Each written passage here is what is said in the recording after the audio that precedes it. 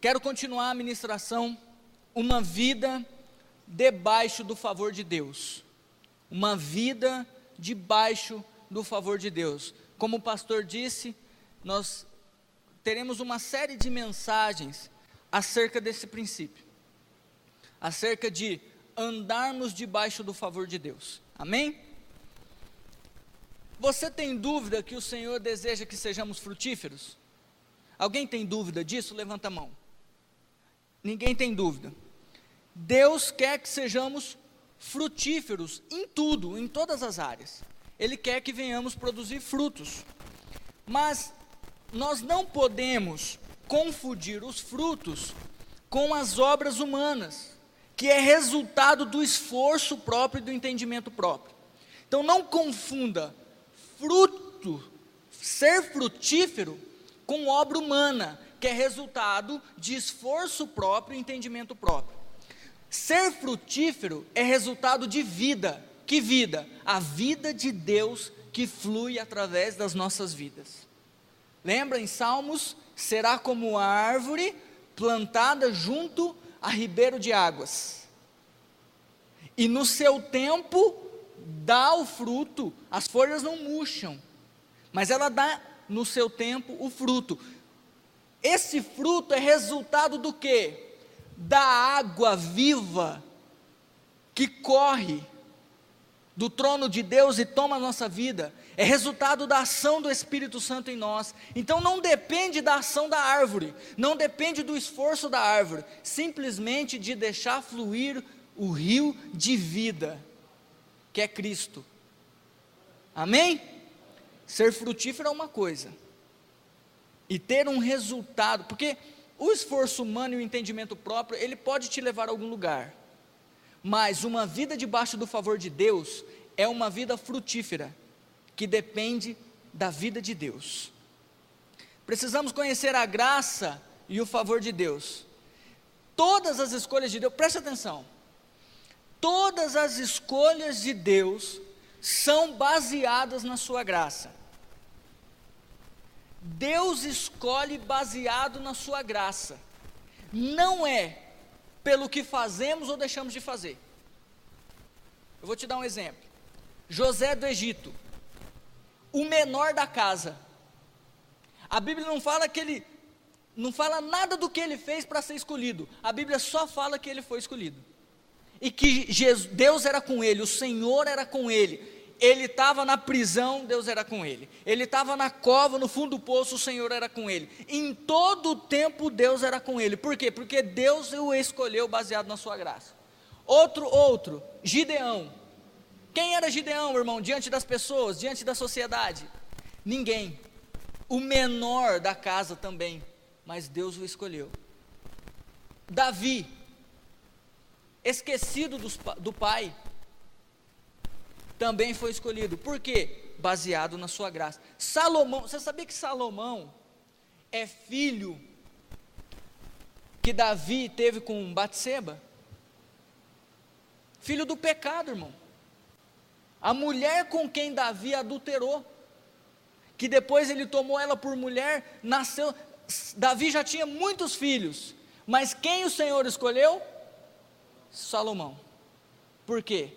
Porque todas as escolhas de Deus é baseado na sua graça, não depende do que você faz.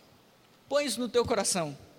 Você está aqui hoje, foi escolhido por Jesus, não porque você é bom, não porque você fez algo, ou deixou de fazer, simplesmente porque Ele te ama e Ele te escolheu. Isso é tão maravilhoso, que a gente vê todos os personagens da Bíblia, você vê uma contradição aos olhos humanos. Por quê? Porque para nós escolhermos, geralmente nós vamos olhar os atributos das pessoas, sim ou não? Você vai olhar as virtudes, você vai olhar o que a pessoa tem de bom para oferecer, você vai olhar a fidelidade dela, você vai olhar o temor dela, para você escolher. E Deus não. Deus, Ele escolhe as coisas que não são, para quê? Confundir as que são. Geralmente Deus faz isso. O apóstolo Paulo, você escolheria o apóstolo Paulo? Irmão, perseguidor da igreja, estava matando os cristãos. Quando Deus fala para Ananias ir lá orar por ele, ele fala: Senhor, o senhor errou. Não é aquele Paulo. Não, é Paulo. É ele mesmo. Vai lá que eu o escolhi. E para mim, ele é um vaso escolhido. Irmão, eu e você somos vasos escolhidos do Senhor. Ele te escolheu e ponto, irmão. Para de olhar para os seus defeitos ou para as suas virtudes. Para de se achar bom ou de se achar ruim. Ele te escolheu. Ele nos elegeu nele antes. Não foste vós que me escolheste, foi eu que escolhi a. Você acha que os 12 discípulos perante a sociedade eram alguma coisa? Nenhum deles, irmãos, era doutor da lei. Eram tidos como leigos diante da sociedade, diante dos teólogos, diante dos pastores, diante dos sacerdotes, porque Deus escolheu um coletor de imposto, Deus escolheu pescadores, Deus escolheu esses caras que diante do mundo não eram nada. Mas sabe por que Deus faz isso? Para que nós entendamos que é a graça, e que não há merecimento nenhum da nossa parte, que só estamos de pé pela graça. Amém? Entendemos, todos creem que somos salvos pela graça mediante a fé. Quem crê assim, levanta a mão. Mas eu percebo, irmão, eu estou falando de mim primeiramente, da minha vida. Não há dúvida de que a salvação é pela graça, não há mérito humano, não há ação do homem, não há dúvida disso. Mas eu percebi, e eu percebo na igreja, que durante a nossa caminhada, depois de salvos em Cristo, depois de sermos feitos filhos, nós começamos a sair do princípio da graça. E aí começamos a andar com Deus no base do merecimento. Eu faço para poder receber. Eu deixo de fazer, sou amaldiçoado. E nós saímos do princípio da graça e começamos a andar em justiça própria. Deixamos a fé. Nós até cremos que somos salvos pela graça, mediante a fé, que não há ação do homem. Mas depois de salvos, começamos a andar em justiça própria, baseados no que deixamos de fazer ou no que fazemos. A Bíblia diz que o justo viverá por... Irmão, não só a salvação é de graça, mas todo o nosso caminhar em Cristo é pela graça. Tudo o que fazemos para Ele, tudo o que obtemos dEle, tudo é pela graça. E nós saímos desse princípio e começamos a andar em justiça própria, baseado nos nossos méritos, baseado no que fazemos ou deixamos de fazer.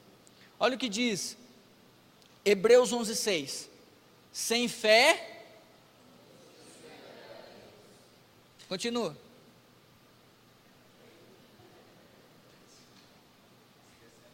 virá sobre vocês a maldição, porque você, ai meu Deus, misericórdia.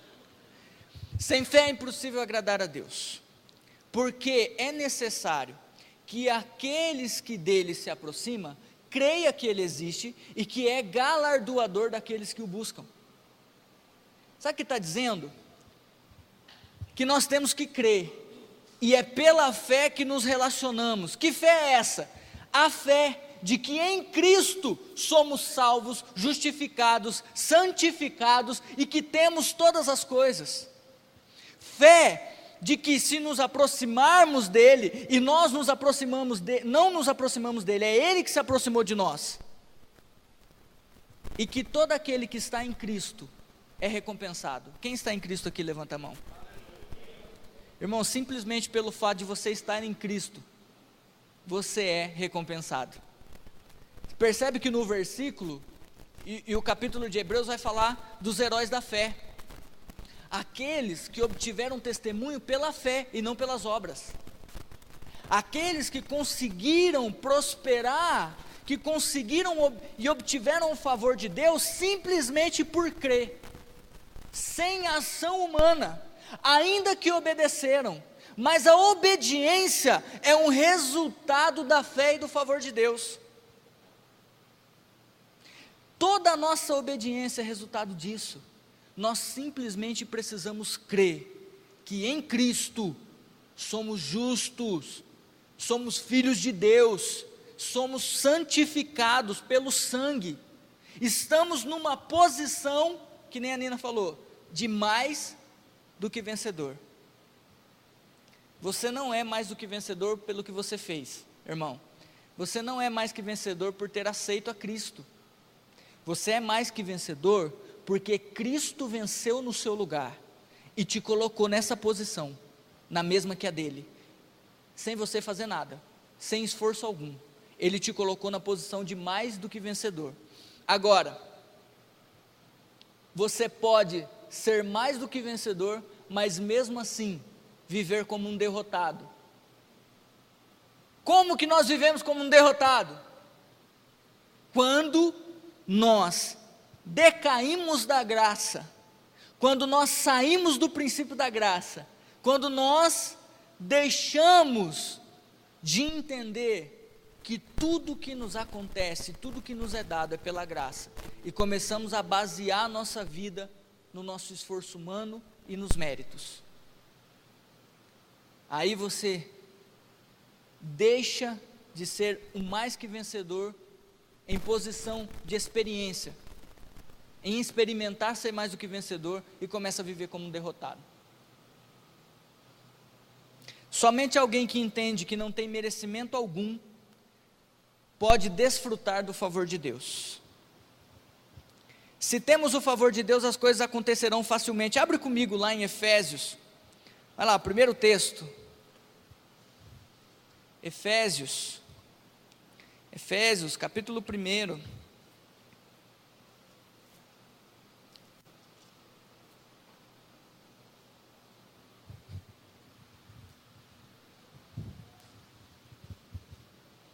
Efésios capítulo 1, versículo 3. Tenho muita coisa para falar, irmão. Bendito Deus e Pai do nosso Senhor Jesus Cristo, o qual nos abençoou com todas as bênçãos espirituais nos lugares celestiais em Cristo. Irmão, você podia dar um glória a Deus agora. Você está pedindo uma bênção faz quanto tempo? Você está pedindo um milagre na sua vida faz quanto tempo? E a Bíblia, pela palavra de Deus, ele diz que todas as bênçãos, ele já nos abençoou com todas as bênçãos, não é algumas, são todas. Aonde? Aonde, irmãos? Em Cristo. Só pode desfrutar das bênçãos quem está em. Agora vai vira a página aí, Efésios 2, versículo 5. Preste atenção. Estando nós ainda mortos em nossas ofensas, nos vivificou juntamente com Cristo. Pela graça sois salvos, e nos ressuscitou juntamente com Ele, e nos fez assentar nos lugares celestiais em Cristo Jesus, para mostrar nos séculos vindouros as abundantes riquezas da sua graça, pela sua benignidade para conosco em Cristo Jesus. É abençoado quem está em Cristo. Detalhe: o Pai te fez assentar com Cristo para demonstrar a abundante riqueza da sua graça. Irmão, você já é abençoado com toda sorte de bênçãos. A Bíblia deixa claro para nós que, independente do que você fez, Ele te vivificou, Ele te fez assentar com Cristo e Ele já te abençoou. Por que que não desfrutamos de todas as bênçãos? Por que que não vivemos a plenitude? Por que que não temos sobre nós o favor de Deus? Porque quem tem sobre si o favor de Deus, as coisas acontecem facilmente, as portas se abrem, é bem sucedido, não precisa trabalhar debalde, trabalhar demais para conquistar algo, porque aquele que tem o favor de Deus sobre si, as coisas acontecem facilmente. Você já percebeu aquelas pessoas que você olha para a vida dela e fala, as coisas acontecem de maneira mais fácil? Vamos falar de célula. Eu percebi que tem líderes que são esforçados, que jejuam, que oram, que leem a Bíblia, que se dedicam, que buscam, mas que parece que as coisas não fluem. E eu percebi também líderes que não são tão zelosos e dedicados assim, mas as coisas acontecem. As coisas acontecem. Aí você olha e fala, o que acontece? Por quê? Aos nossos olhos, irmão, isso é injusto, sim ou não? Mas você vê que o que se dedica, o que se esforça, o que jejua, ele não faz por amor, ele faz para obter algo, porque ele acha que se ele não fizer, ele não vai ser abençoado. Então o relacionamento com Cristo, com Deus, é baseado no seu esforço, no seu mérito, é baseado na lei. O outro entende que nele não há benefício algum, que não importa o que ele faça, diante de Deus, ele não tem mérito, e o favor de Deus está sobre ele, as coisas acontecem. Você fala, mas como é possível um negócio desse? Irmão, não é que não devemos jejuar, orar e buscar Deus, não é isso, não é isso, isso é bom, isso é maravilhoso e nós devemos, mas isso não tem que ser uma regra na sua vida, a ponto de que se você não fizer, você não é aceito, porque você não é aceito diante de Deus, pelo que você faz, e sim pelo que Cristo fez. Então se você está andando, é porque o que anda na justiça própria, e quando eu estou falando que nós decaímos da graça, é quando começamos a andar na nossa justiça. O que é justiça própria? Justiça própria é você jejua e ora pela sua célula, aí chega no dia da célula, você vai diante de Deus e fala, Senhor, eu jejuei e orei, o Senhor tem que se manifestar, os milagres têm que acontecer. Talvez você nem fale isso, mas no seu coração é isso que você pensa. Você pensa assim, porque eu jejuei e orei, as coisas vão acontecer. E se a célula é boa naquele dia, olha o teu testemunho, é porque eu jejuei e orei. Então não é pela graça de Cristo, não é pelo que Cristo fez, é porque eu jejuei e orei. Eu fui almoçar em Andirá, com a Elaine, com a sua família, e tinha uma mulher lá de Maringá, que ela é evangélica, e ela começou a falar um pouco do filho. Os pais, quando veem a conversão do filho, eles se maravilham, né? E essa mulher só falava do filho, e ali o Espírito Santo me ministrou, porque o filho era envolvido com festa, com bebedeira, né? Saía à noite, voltava de madrugada, e ela conta que ela ficava muito preocupada em casa, orando, com medo de receber alguma notícia triste, com medo de acontecer alguma coisa a ele, e que num culto, do dia para a noite, um pastor do Rio de Janeiro veio, orou com ele, profetizou na vida dele, e a vida dele foi transformada. E ela falando acerca da conversão do menino, e ela só falava assim, a irmã dela é psicóloga e é ministra, né, já é crente há muito tempo, e ela falava assim, a minha irmã orou e jejuou muito, era muita oração, era muito jejum, porque eles, e eu comecei a perceber que em nenhum momento ela diz, a graça de Cristo libertou. Nenhum momento foi Cristo. A conversão do menino e a transformação da vida dele do dia para a noite foi por conta da oração e do jejum. Não foi por conta do que Cristo fez. Isso é justiça própria, irmão. Quando você atribui o resultado de algo por conta do que você fez e não por conta do que Cristo fez. Por isso que eu falo que nós não temos dificuldade em reconhecer que é pela graça que somos salvos, mas depois a nossa vida começa a se basear no que fazemos, na nossa justiça. Estão entendendo? Quem está entendendo, diga amém. Onde está o problema? A bênção de Deus é resultado de favor, mas nem sempre permanecemos na posição do favor.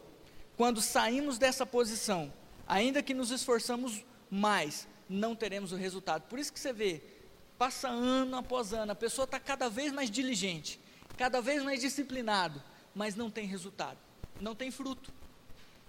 Porque o fruto é resultado simplesmente da vida de Deus fluindo através de ti, fluindo na sua vida. E a vida de Deus flui quando você se posiciona e reconhece diante de Deus que você não tem mérito algum de nada e começa a desfrutar desse favor. O que pode nos levar a perder o favor? O que pode nos levar a perder o favor? Abre lá comigo em Gálatas, próximo livro. Gálatas é antes de Efésios.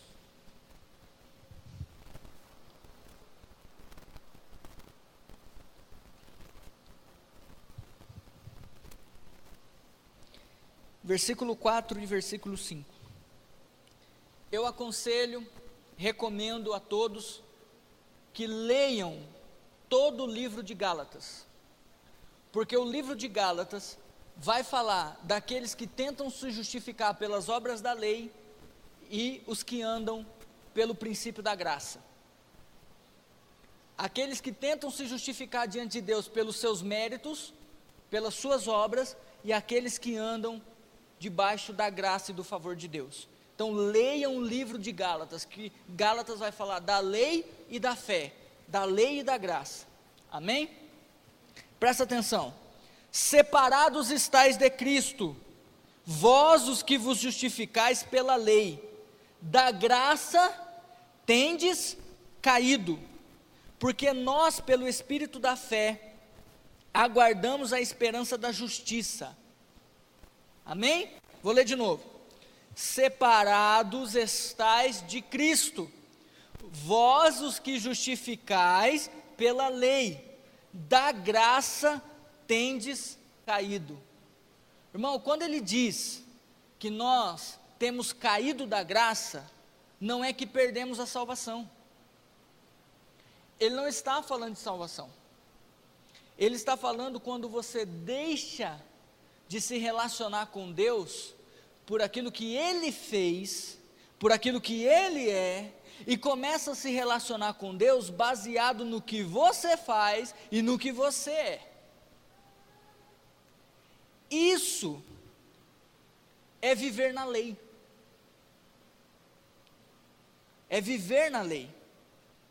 O que vive na lei tenta se justificar baseado por meio de suas obras, ou obediência pessoal. Quem tenta se fazer justo sem depender da justiça de Cristo, está caindo na justiça própria.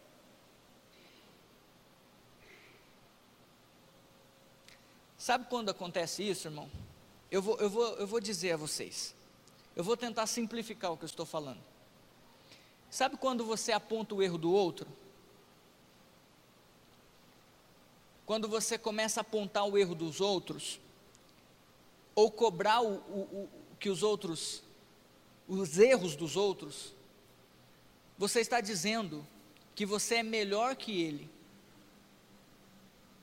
e que você está dizendo que você é mais justo, e que por isso você pode exigir justiça. Quando você aponta o erro de alguém ou cobra alguém, você está dizendo que você é melhor, e que você pode, na posição de melhor, cobrar, porque você se julga merecedor, porque você se julga melhor. Quem ninguém aponta o erro do outro, ninguém aponta o erro de ninguém se achar pior do que o outro. É ou não é? Se você se coloca numa posição de que não merece, de que é pior, você nunca vai apontar o erro, você sempre vai apontar as virtudes, porque você vai olhar para si e vai perceber que você está nessa posição pela graça e não pelo que você faz. Eu quero convidar vocês, para vocês entenderem um pouquinho esse negócio de justiça própria. Toda quinta-feira nós jogamos bola. Os meninos que jogam bola comigo, e eu me incluo, eu também jogo. Nós jogamos bola toda quinta-feira. Às vezes no Banestado, às vezes em outro campo. Então a igreja toda está convidada. Nós vamos lá dar um exemplo de justiça própria para você. Então o que acontece? Lá existem os ruins e os menos ruins. Não tem nenhum bom lá, porque se tivesse algum bom lá seria profissional, e nenhum de nós somos profissionais lá. Então tem os ruins e os menos ruins. Os menos ruins são melhores que os ruins, amém? Então eles se acham no direito de cobrar dos ruins. Entendeu? Por quê? Porque ele é melhor. Então ele briga, ele fala alto, ele fala grosso. Eu estou me incluindo, irmão. Eu estou me incluindo. Porque o Espírito Santo trouxe a memória essa última quinta-feira. Me trouxe a memória. E nós brigamos entre nós. Todo mundo na justiça própria. Por que você não tocou? Você tinha que ter tocado, mas não tenta fazer o que você não sabe.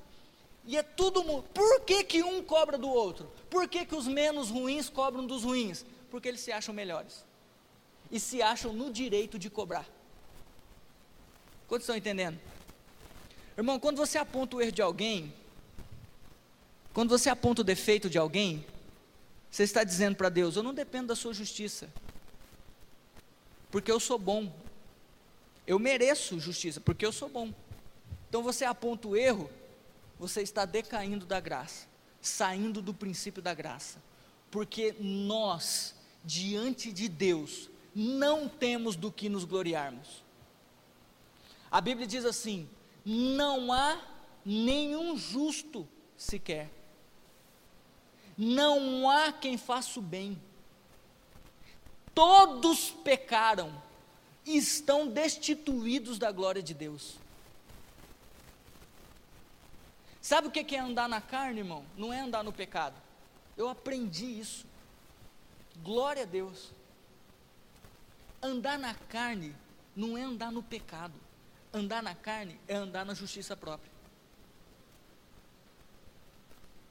Por isso que os que estão na carne não podem agradar a Deus. Porque eles não andam baseados na justiça de Cristo. Eles andam baseados na sua justiça. Entende? Deus me deu o carro, Cristiano, porque eu dou o dízimo. Entendeu? Deus me deu o carro porque eu sou generoso. Eu só estou aqui em cima pregando para vocês porque um dia eu estive aí embaixo e paguei o preço. Irmão, isso tudo é justiça própria. Isso tudo, o que eu estou atraindo? A glória para mim. O que eu estou dizendo? Que eu só estou aqui em cima pelo meu esforço. Não foi pelo que Cristo fez, foi pelo que eu fiz. Quantos estão entendendo? Vira para o seu irmão e fala: irmão, diante de Cristo, você não tem do que se gloriar. Lembra do fariseu e do publicano? Olha o fariseu, irmão. Obrigado, Deus, aleluia, oh glória, porque eu não sou como os demais homens, roubadores, caluniadores, eu dou o dízimo, jejuo 3 vezes por dia, obrigado, Deus. O que ele está dizendo para Deus? Obrigado, Senhor, eu sou justo pelo que eu faço. Agora, olha o publicano: misericórdia de mim, Senhor, porque diante de ti eu sou um miserável, sou um pecador, o que eu mereço é condenação, mas me perdoa. Quem saiu justificado diante da presença de Deus? O fariseu ou o publicano? Irmãos, quando Jesus andou em terra, quem foram os mais abençoados? Os fariseus, os doutores da lei, os sacerdotes ou os pecadores? O povo. O povo, irmão. O povo. Aqueles que se achavam dignos da bênção, não receberam o favor de Deus. Mas os que se achavam indignos, os que diziam a Jesus assim: eu não sou digno de que entres na minha casa, esses receberam milagres, foram abençoados. Os que chegavam diante, irmão, presta atenção, vai ler essa história, e olhe sobre esse prisma, que eu vou contar para vocês. A mulher chega diante de Jesus, uma mulher cirofenícia, não era judeia, não era hebreia, não era do povo de Deus, amém? Jesus vira para ela e fala assim: não é lícito, ou seja, ele está dizendo, não é justo tirar o pão da boca dos filhos e deitar o pão aos cachorrinhos. Irmão, isso é justo sim ou não? Seu filho está com fome, só tem um pão, você vai tirar o pão da boca dele e vai dar para o teu cachorro? Você vai fazer isso? Vai fazer isso? Misericórdia, né, irmão? Não vai fazer isso. Jesus estava dizendo, não é justo, eu vim para os meus filhos. O que a mulher podia ter feito naquela hora? Me chamou de cachorra. Quem ele pensa que é para me chamar de cachorra? Quem ele pensa para me chamar? Não precisava ter feito isso. Ela poderia ter se magoado, ela poderia ter se ressentido, ela poderia ter ido embora. Poderia ou não poderia? Dizendo, aquele pastor lá, eu fui lá pedir um favor para ele, eu fui lá porque eu implorar para ele, porque eu estava precisando, e ele me chamou de cadela, ele mandou eu ir embora, me negou um prato de comida, me negou uma cesta básica. Aos nossos olhos, essa mulher estaria errada? Olha a atitude da mulher, olha a atitude da mulher, irmão. Senhor, eu reconheço que eu sou uma cachorra, eu reconheço que eu não mereço o pão, eu reconheço que diante de Ti, eu não sou nada, mas os cachorrinhos comem das migalhas, me dá. Ah, irmão, o que Jesus fez? Abençoou ela, sim ou não? Por quê? Porque ela se colocou debaixo do favor, ela reconheceu quem ela era diante dele. Os fariseus condenaram ele, porque se acharam melhores do que ele. Olha o que eles falavam para Jesus: quem é esse que come com pecadores? Sabe por que eles diziam isso? Porque eles se achavam melhores do que as outras pessoas. Você sabe que Deus endureceu o coração desse povo? Sabe por que Deus cegou o entendimento, cegou os olhos desse povo? Sabe por quê? Porque eles estavam andando na justiça própria, e diante de Deus, ninguém pode se gloriar, porque Deus encerrou a todos, debaixo do pecado, para usar de misericórdia para com todos.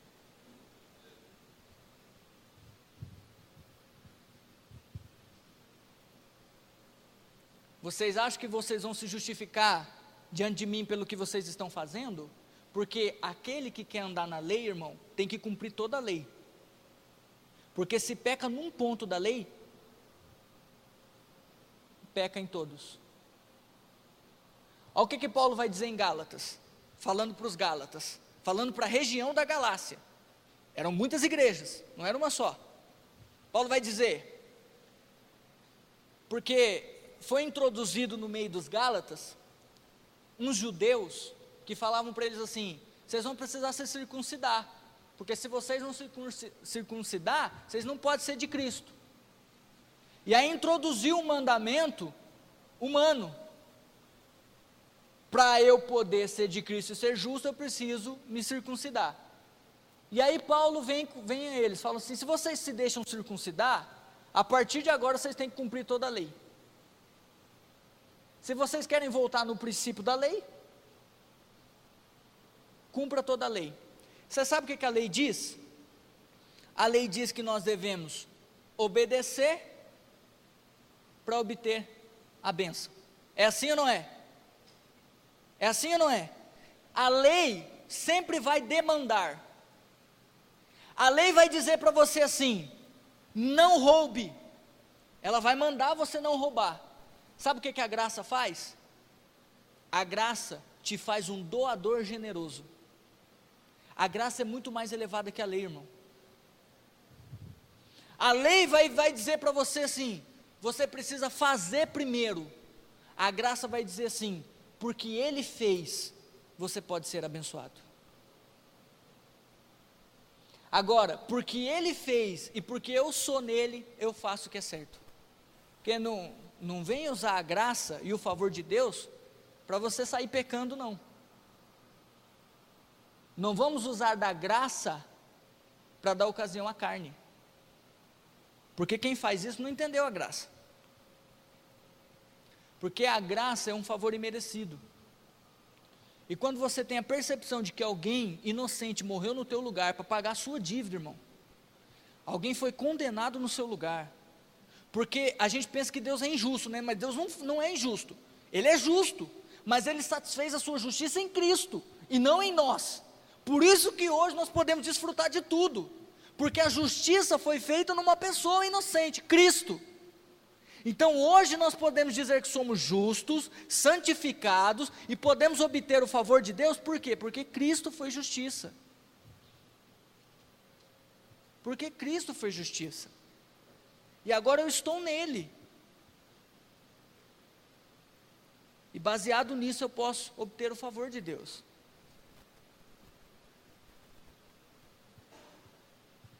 Amém? Quantos estão entendendo? Digam amém. Amém.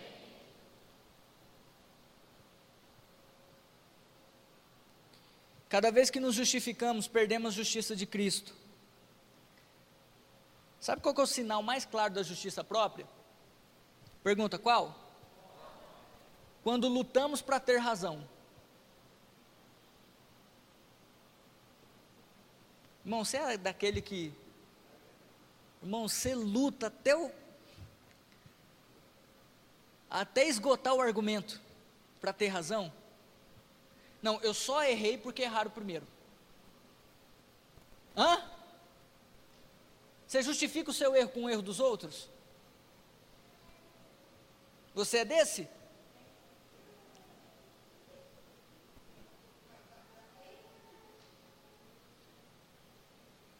Você tem dificuldade de alguém te exortar, irmão?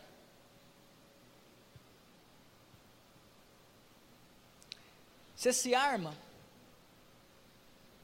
Eu era assim, sabia? Porque nós não gostamos de exortação. Eu vou mentir se eu falar que a gente gosta de ser exortado, irmão. Ninguém gosta de ser exortado. O cara vem, repreende o teu pecado, repreende tua falha e fala: oh, beleza, glória a Deus, eu te amo. Irmão, pelo amor de Deus. Por dentro você está com vontade de dar um soco, dar um chute. É ou não é? Mas tem pessoas que aceitam a correção e a exortação, mesmo que por dentro está dizendo assim: quem é essa pessoa para vir me exortar? Cheio de defeito, cheio de falha. Por que ela não está olhando na trave dela para depois vir olhar no meu cisco? Mesmo que por dentro, mas tem pessoas que aceitam, ensinável, tratável, baixa a cabeça e fala: você está certo, eu estou errado, preciso mudar, obrigado. Agora tem pessoas que se armam,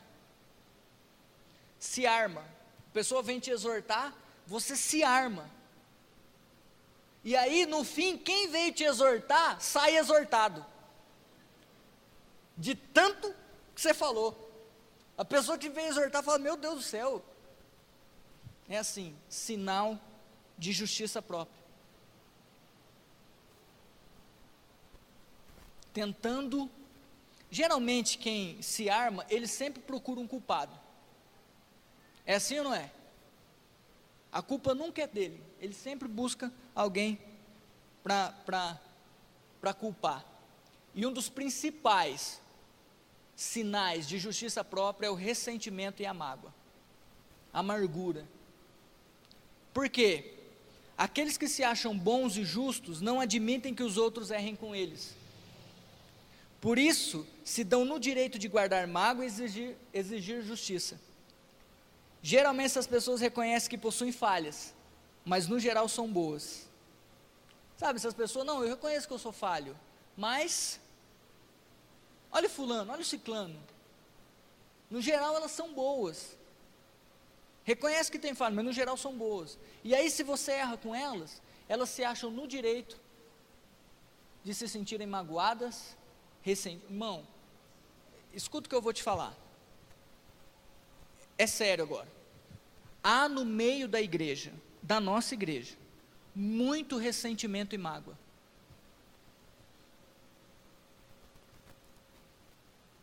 Nós temos que às vezes pisar em ovos. Tomar cuidado no que vai falar, tomar cuidado na atitude, porque dependendo do que você fala para a pessoa, dependendo do que você faz, pronto. Ressentimento.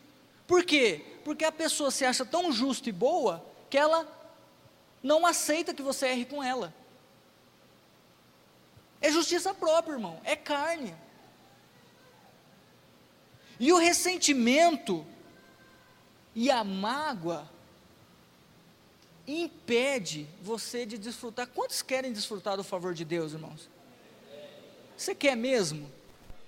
O ressentimento e a mágoa impede você de desfrutar do favor de Deus. Outra coisa que nos faz decair da graça é o sentimento de condenação. E o sentimento de condenação é justiça própria disfarçada. O que é o sentimento de condenação? É a vergonha constante da consciência do pecado. É a expectativa do mal vindo sobre nós por causa do pecado. Sabe aquela pessoa que ela tenta de todas as formas guardar a lei, guardar os princípios de Deus, porque ela tem medo que se ela pisar em alguma coisa errada, Deus vai vir com justiça e vai pegar ela. Então ela vive com um sentimento de condenação, ela vive debaixo de condenação, ela não tem um relacionamento com Deus puro, sincero, porque ela acha que Deus, a qualquer momento, vai exercer juízo sobre ela. Por quê? Porque aqueles que tentam se justificar pela lei, eles presumem que em algum momento eles tropeçaram e não fizeram a vontade de Deus. E quando isso acontece, qual é a expectativa? Deus vai me amaldiçoar. Eu não posso pedir nada para Deus, porque eu pequei. Então ele vive debaixo de condenação. Sabe o que o sentimento de condenação gera? Culpa. Irmão, como que você consegue se relacionar com alguém se sentindo culpado? Não tem como.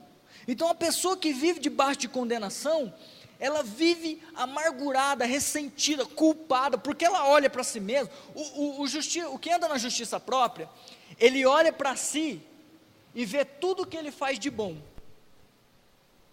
e se acha merecedor de todas as bênçãos. O justiça própria, ele vai orar diante de Deus, ele fala assim: Senhor, eu dou o dízimo, eu dou oferta, eu dou as primícias, o Senhor diz que vai repreender o devorador, o Senhor diz que vai abrir as janelas do céu sobre a minha vida, então eu oro, Senhor, eu tenho sido fiel, eu tenho andado na tua presença, eu tenho ido na célula, eu tenho feito tudo que o pastor pediu, eu tenho evangelizado, então, Senhor, eu estou precisando agora. Esse é o justiça própria, porque ele se acha merecedor da bênção. O que anda em sentimento de condenação, ele olha para si, e ele fica tentando achar alguma coisa de bom,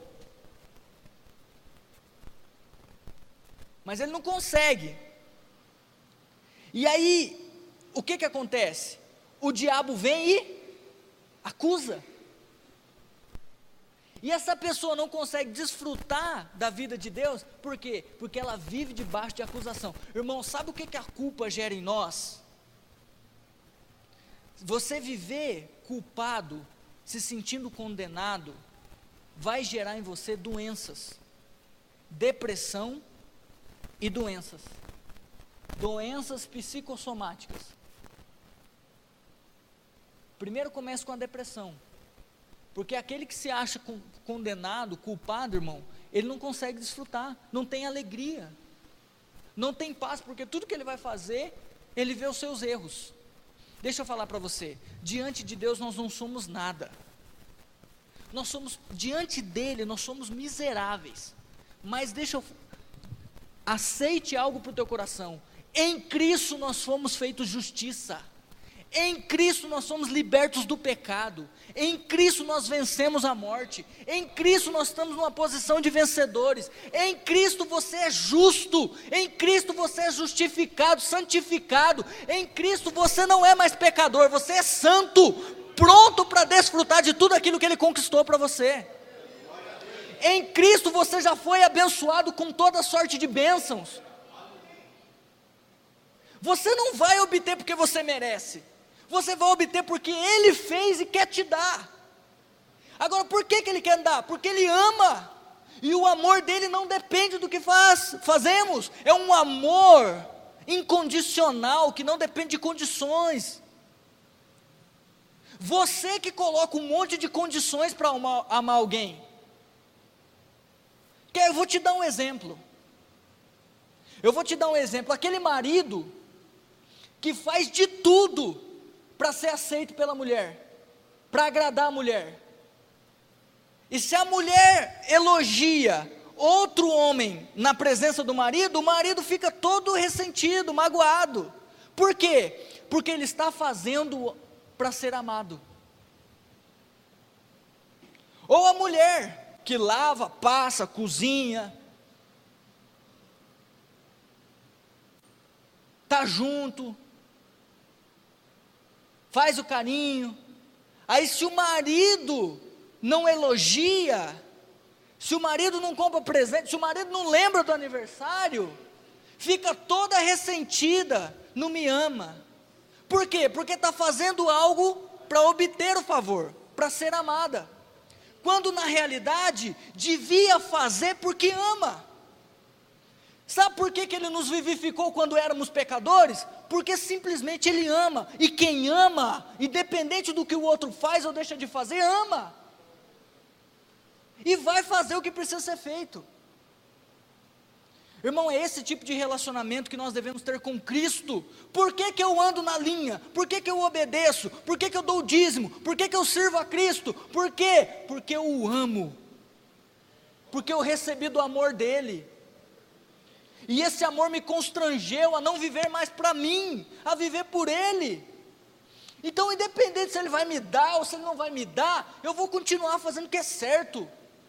Por que eu não peco mais? Porque agora Ele precisou morrer, padeceu, foi humilhado, foi crucificado para me libertar do pecado. Então agora eu sou livre, então eu ando nessa liberdade e vivo por Ele. O pecado não tem mais domínio sobre mim, porque eu não estou mais debaixo da lei, eu estou debaixo da graça que me justifica, e essa graça me capacita a não pecar. Quantos estão entendendo? Porque não tem como viver em santidade sem a graça. Irmão, a lei exige, a graça te dá o suprimento. A lei fala para você, não adultere, a graça te dá todo o suprimento para você não adulterar. É diferente, irmão. Diferente. Você sabe que nós estamos num nível de relacionamento mais elevado com Deus. Não temos desculpa mais de permanecermos no pecado, irmão. Por quê? Porque tudo que nós necessitávamos para andar em novidade de vida, para andar em santidade, para andar debaixo do favor, Ele nos deu. Ele nos deu do seu Espírito, para estar em nós. Ainda que vamos pecar, ainda que vamos errar, mas você tem que entender que você já é justificado. Irmão, deixa eu falar uma coisa para você, o Pai não pode te condenar mais. Não há mais nenhuma condenação para aqueles que estão em Cristo. Agora, o que é estar em Cristo?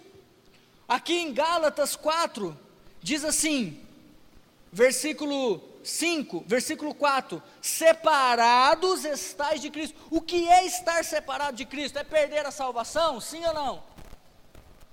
Não. Estar separado de Cristo é estar separado daquilo que Cristo é e daquilo que Cristo fez. É estar separado da graça, é deixar de andar na graça. Irmão, tudo depende dele. Não importa a sua condição, venha para Jesus, é Ele que vai transformá-lo. Pensamos que tudo depende do nosso comportamento, nossa justiça, nossa obediência, mas na verdade, tudo depende de Cristo. E os que estão em Cristo, estão justificados do pecado. A morte não tem mais domínio sobre ele. Crucificaram as suas paixões, as suas concupiscências. Por quê? Porque estão mortos para o mundo e vivos para Deus. Ah, irmão, que o Espírito Santo revele isso ao seu coração. Que a sua mente possa estar sensível, que Ele venha levar cativo os seus pensamentos para você entender, porque eu de mim mesmo não consigo te convencer. Mas que você saia daqui experimentando essa vida. Porque estar separado de Cristo, irmão, eu vou falar o que é. É você estar casado sem ter um relacionamento com teu cônjuge. Você está casado, está morando junto, mas não tem relacionamento. Tem gente que está casado com Cristo, é filho, mas não tem relacionamento nenhum com o pai.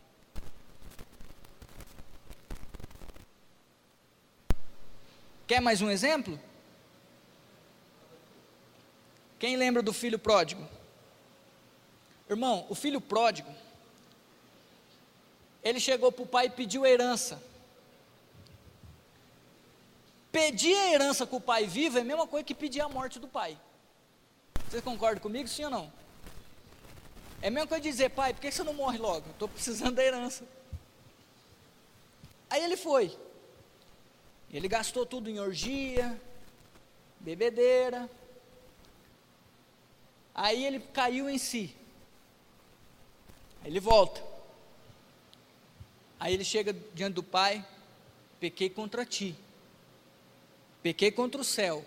Já não sou digno de ser chamado? O que o pai faz? Põe a roupa nele, põe um sapato, põe um anel no dedo. Opa, você é meu filho. Só quem tem sandálias no pé e anel no dedo é filho. Escravo não tinha. Mata um novilho cevado e faz uma festa. Porque meu filho estava morto e reviveu. O irmão mais velho está chegando do campo. Qual deveria ser a atitude do irmão mais velho? Glória a Deus, meu irmão voltou. Vamos festejar junto. Mas o que o irmão mais velho faz? Ressentimento e mágoa. Por quê? Porque ele chega diante do pai e fala assim, todo o tempo eu estava com, nunca pedi nada, nunca me desviei, sempre fui obediente, o senhor não me deu nem um cabrito para festejar com meus amigos, agora vem esse seu filho aí, nem era irmão dele mais, esse seu filho aí, gastou tudo, e o senhor faz isso? Estava na casa do pai, mas não tinha relacionamento com o pai, não conhecia o pai.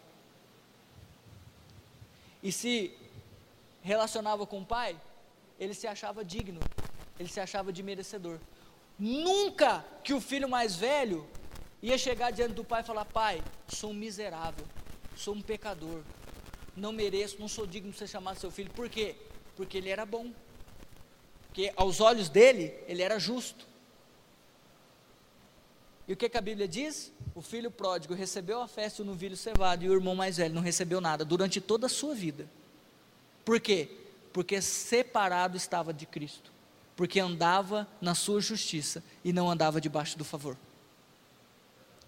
Tem muitos aqui, irmão, que não têm recebido o favor de Deus, e têm visto as pessoas em volta prosperarem, pessoas com menos tempo de convertido, pessoas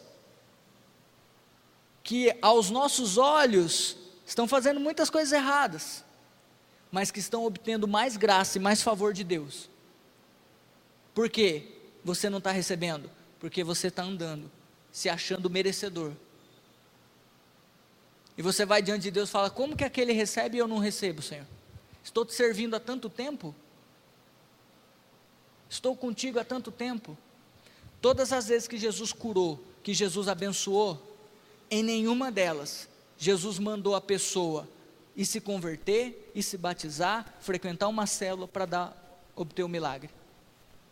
Não, a pessoa veio, Jesus teve compaixão, Jesus entregou, mas depois que a pessoa vem para Cristo e tem uma experiência com Ele, a pessoa não volta mais a fazer o que ela fazia, porque ela percebe o amor de Deus, a graça que invadiu a sua vida, e ela começa a andar por esse amor e por essa graça. Você só vai começar a desfrutar do favor de Deus e ser um filho obediente, porque nós devemos cumprir os princípios. Amém? Amém. Nós devemos cumprir a palavra de Deus, porque até a disciplina é sinal do amor de Deus, irmão, porque Ele quer te colocar na linha. Não vê a disciplina e as tribulações como algo ruim. Comece a ver agora pela perspectiva de Deus. Toda disciplina e toda correção é por amor. É porque Ele quer nos colocar na linha. Mas não se relacione mais com Deus baseado no que você faz ou deixa de fazer, e sim no que Cristo fez. Eu tenho certeza, irmão, muitas coisas vão se destravar nas suas vidas. Aquela bênção que você tanto queria está disponível a você, porque você está sentado com Cristo. Para encerrarmos, vamos ler Hebreus 4,16. Cheguemos, pois, com confiança ao trono da graça, para que possamos alcançar misericórdia e achar graça, a fim de sermos ajudados em tempo oportuno. Cheguemos, pois, com confiança. Sabe o que é chegar com confiança? É chegar diante de Deus por Cristo, sabendo que por Cristo você é digno de ser filho, você é digno de ser justo, e você pode pedir ao Pai que Ele vai te ajudar, assim como seu filho faz com você. Seu filho faz um monte de coisa errada, você não deixa de amá-lo e nem de abençoá-lo, e nem seu filho deixa de pedir o que ele quer, mesmo fazendo um monte de coisa errada. Você sabe que eu acho que isso é resultado da nossa criação, esse relacionamento baseado na justiça própria. Sabe por quê? Porque às vezes pais dizem para os filhos em crescimento, quando o filho faz alguma coisa errada, o pai vira para o filho e fala assim: o papai ou a mamãe não gosta do filho, do menino que faz isso, ou da menina que faz isso. A criança vai crescendo baseada num relacionamento de troca. Para eu ser amado e meu pai e minha mãe gostarem de mim, eu preciso fazer isso, porque se eu não fizer o que eles querem, o que eles gostam, eles não me amam e nem gostam de mim. E nós trazemos isso para o relacionamento com Deus. Entende? De repente você está criando o seu filho desse jeito. Ah, mas então eu não devo repreendê-lo quando ele faz coisa errada? Você deve repreendê-lo, mas você deve dizer que você não gosta da atitude, mas que você o ama, e porque você o ama, você vai discipliná-lo, para que ele cresça contigo, não baseado no que ele faz ou deixa de fazer, mas simplesmente porque você o ama. E é assim o nosso Deus. Em Cristo nós temos tudo. Tudo. Quem está em Cristo, e Cristo nele, tem tudo. Lembra de Jacó? Encerramos aqui, pode se colocar de pé. Jacó fez uma oração em Betel, dizendo assim a Deus: se o Senhor me der pão para comer e me guardar todos os dias da minha vida, certamente tu serás o meu Deus e eu te darei o dízimo de tudo. Foi essa o voto que ele fez, sim ou não? Foi um voto de troca com Deus, e Deus foi fiel com ele. Aliás, Deus deu muito mais que o pão. Deus deu mulheres, Deus deu filhos e Deus deu riqueza a Jacó. Quando Jacó está voltando para casa, Jacó tem um encontro com Cristo, sim ou não? E nesse momento, o anjo não pediu o dízimo a Jacó, não pediu nada, e a Bíblia diz que o anjo do Senhor o abençoou ali, amém? Quando ele vai encontrar com o irmão, ele coloca todos os seus bens, toda a sua família e tudo que Jacó tinha conquistado, tudo que o Senhor tinha dado, ele o entrega a Esaú, e até ele mesmo como servo de Esaú. E o Esaú chega para Jacó e fala assim: meu irmão, não tenho necessidade disso, porque eu já sou rico, porque ele recebeu a herança do pai Isaac, e Isaac era muito rico. E aí Jacó fala para ele: meu irmão, toma, eu quero te entregar, eu quero te dar, porque eu tenho tudo. Irmão, ele estava entregando tudo que ele tinha aos nossos olhos, mas ele tinha tudo. Sabe por que ele tinha tudo? Porque ele se encontrou com Cristo, e Cristo para ele era tudo. Os bens para ele podia dar, porque ele tinha tudo. Ele sabia que o Deus que era tudo na vida dele, ia o sustentar, ia prover, e ele não ia se relacionar mais baseado na troca, mas simplesmente porque ele era filho, porque ele se sentia amado, porque Deus o amava e porque ele amava a Deus.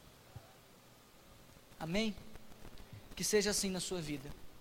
Quero orar por você. Senhor nosso Deus, Tu és tão maravilhoso. Cada vez que nós entendemos a Tua graça, cada vez que mais do Teu amor é revelado a nós, nós vemos o quanto o Senhor é bom, o quão o Senhor nos ama, e o quanto não somos merecedores. Nos perdoe todas as vezes que ficamos magoados, ressentidos, porque o nosso próximo recebeu e nós não, quando nós devíamos nos alegrar com os nossos irmãos. Nos perdoe toda justiça própria, todas as vezes que condenamos o Senhor para nos fazermos justos, porque quando nós nos justificamos e achamos que somos justos pelos nossos atos, nós estamos negando a justiça do Seu Filho, do nosso Senhor e Salvador Jesus. Todas as vezes que achamos que devemos fazer algo para ser justo, Senhor, nós estamos dizendo que o sacrifício do Seu Filho Jesus foi em vão e não foi o suficiente. Então nos perdoe por isso. Eu quero pedir, Pai, em nome de Jesus, que essa palavra venha ficar no nosso coração, que o Teu Santo Espírito tenha liberdade de ministrar todos os dias ao nosso coração. Tudo que é do Senhor, Pai, eu oro para que permaneça, mas tudo que for do homem, que não condiz com a Tua palavra, que o Senhor arranque dos nossos corações. Senhor, nós estamos em Ti, e por estarmos em Ti, podemos nos alegrar, podemos, ó Deus, nos alegrar, e dizer que somos justos, e dizer que somos santos, e dizer que somos aceitos, e podemos desfrutar, ó Deus, de toda a plenitude da sua vida. Pai, em nome de Jesus, nós não queremos decair da Tua graça, nós não queremos sair debaixo do Seu favor, nós não queremos sair do princípio da graça.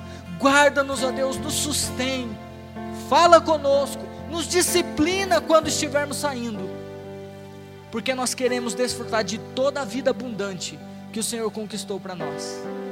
Pai, que a bênção do Senhor seja sobre os Seus filhos, hoje e para todos sempre.